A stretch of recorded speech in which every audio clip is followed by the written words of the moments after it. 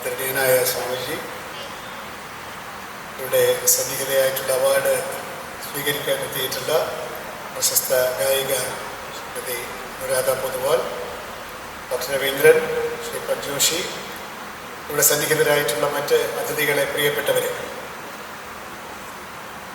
Protocol അനുസരിച്ച് എന്നെ ഇപ്പോൾ വിളിക്കേണ്ടതല്ല. കാരണം അവാർഡ് കൊടുത്തതിന് ശേഷമേ നമുക്ക് അനുസ്മരണ സമ്മേളനമുള്ളൂ. പക്ഷെ തികച്ചും വ്യക്തിപരമായ കാരണങ്ങളാൽ, എൻ്റെ തികച്ചും സ്വാർത്ഥമായിട്ടുള്ള ആഗ്രഹത്താൽ എനിക്ക് ട്രെയിൻ പിടിക്കേണ്ടതുണ്ട് എന്നുള്ളത് കൊണ്ട് എന്നെ നേരത്തെ വിളിച്ചിരിക്കുകയാണ്. ആ സന്ദർഭം ദുരുപയോഗപ്പെടുത്തിക്കൊണ്ട് നിങ്ങളുടെ എല്ലാ കണക്കുകൂട്ടലുകളെയും തെറ്റിച്ച് ഒരു 1/4 മണിക്കൂർ നിങ്ങളുടെ സമയം അപഹരിക്കുമെന്ന് ആരും ശങ്കിക്കേണ്ട. എന്നെ ഇവിടെ ക്ഷണിച്ചിരിക്കുന്നത് ദക്ഷിണാമൂർത്തിയെ അനുസ്മരിക്കാനാണ്. അദ്ദേഹത്തെ അനുസ്മരിക്കുന്നതിന് മുൻപ് നമുക്ക് മറ്റു ചിലരെ അഭിനന്ദിക്കേണ്ടതുണ്ട്. ഒന്ന്, ഈ ദേവസ്ഥാനത്തിൽ ഞാൻ ആദ്യമായിട്ടാണ് വരുന്നത്.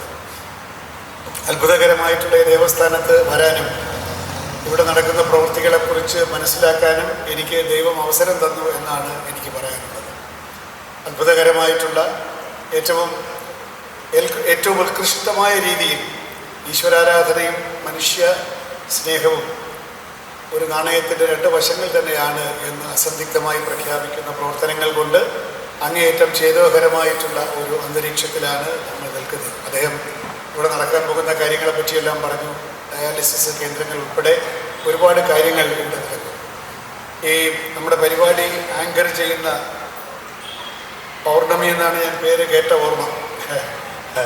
അവർ പറഞ്ഞത്, ആത്മീയതയില്ലാതെ ഭാരതീയ കലകളില്ല, ഭാരതീയ നൃത്ത സംഗീത പാരമ്പര്യം ആത്മീയതയിൽ ആരോപിച്ചിരിക്കുന്നു എന്നിവിടെ യാദൃച്ഛികമായിട്ടാണെങ്കിലും പറയുകയുണ്ടായി. അതുകൊണ്ട് ഈ ആത്മീയത നിറഞ്ഞു നിൽക്കുന്ന ഈ ഒരു അന്തരീക്ഷത്തിൽ തൻ്റെ ജീവിതം മുഴുവൻ സംഗീതോപാസനയ്ക്ക് വേണ്ടി സമർപ്പിച്ച അനുരാധ പൊതുവാൾജിക്ക് ഈ ഒരു അവാർഡ് കൊടുക്കുന്ന വേള അങ്ങേയറ്റം പ്രസക്തമായിട്ടുള്ള ഒന്നാണ്. തീർച്ചയായിട്ടും ഡോക്ടർ രവീന്ദ്രൻ്റെ സാധന മറ്റൊന്ന്, ഏതെങ്കിലും കലയുടെ മേഖലയിൽ ഈ ദേവസ്ഥാനം ചെയ്യുന്ന ഈ പ്രവർത്തനങ്ങൾ, അതുപോലെ തന്നെ ഇവിടെ നടക്കാൻ പോകുന്ന അന്താരാഷ്ട്ര 1 മാസം നീണ്ടു നിൽക്കുന്ന അന്താരാഷ്ട്ര സംഗീതോത്സവം, അതും നമ്മുടെ ദക്ഷിണാമൂർത്തി സ്വാമിയുടെ പേരിൽ ഇതൊക്കെ വാസ്തവത്തിൽ അത്ഭുതകരമായിരിക്കുകയാണ്.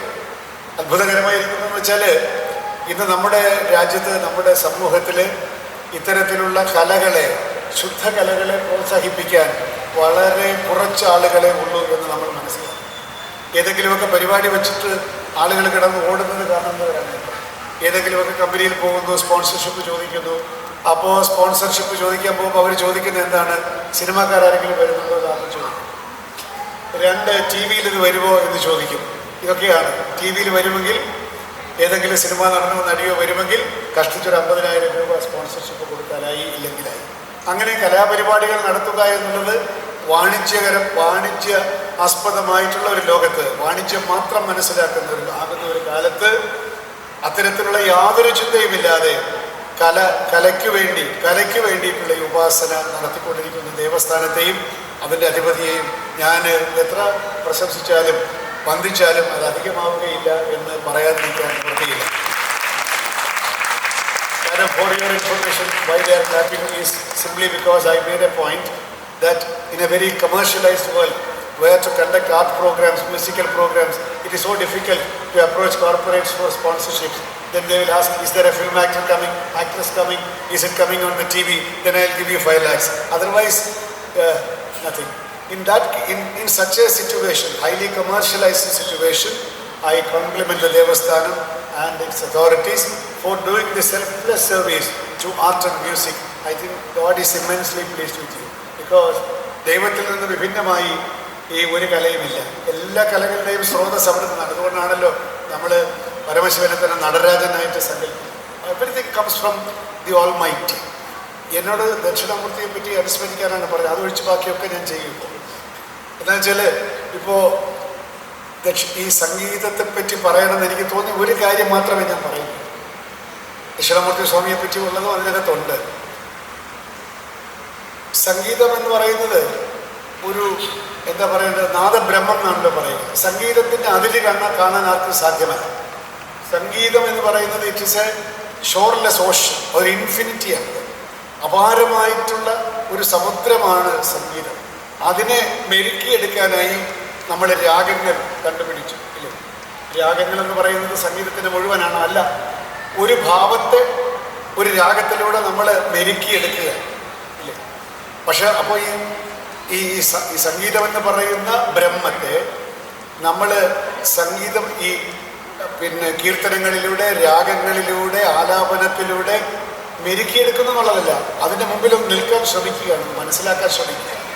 നമ്മൾ എങ്ങനെയാണോ ഈ പ്രപഞ്ച സൃഷ്ടാവായ ദൈവത്തെ അഥവാ പരബ്രഹ്മത്തെ ഒരു ചെറിയ വിഗ്രഹത്തിൽ ആവാഹിച്ച് അല്ലെങ്കിൽ സങ്കല്പിച്ച് നമ്മൾ എങ്ങനെയാണോ അപരിമേയമായിട്ടുള്ള ഈശ്വരനെ, ദൈവത്തിൻ്റെ അനന്തതയെ, അപാരതയെ ഒരു കൊച്ചു വിഗ്രഹത്തിൽ നമ്മൾ എങ്ങനെയാണോ ഉപാസിക്കുന്നത്, ആ വിഗ്രഹത്തെ കാണുമ്പോൾ ഈ അപാരതയെക്കുറിച്ച് നമുക്ക് ഓർമ്മ വരും. അഥവാ നമ്മൾ ഓർക്കണം, ഈ വിഗ്രഹമല്ല, ആ വിഗ്രഹം എന്തിനെ പ്രതിനിധാനം ചെയ്യുന്നുവോ ആ പ്രതിനിധാനം ചെയ്യപ്പെടുന്ന അപാരത, അഖണ്ഡത, അജയ്യത, അതാണ് ആരാധ്യം, അതാണ് ബ്രഹ്മം.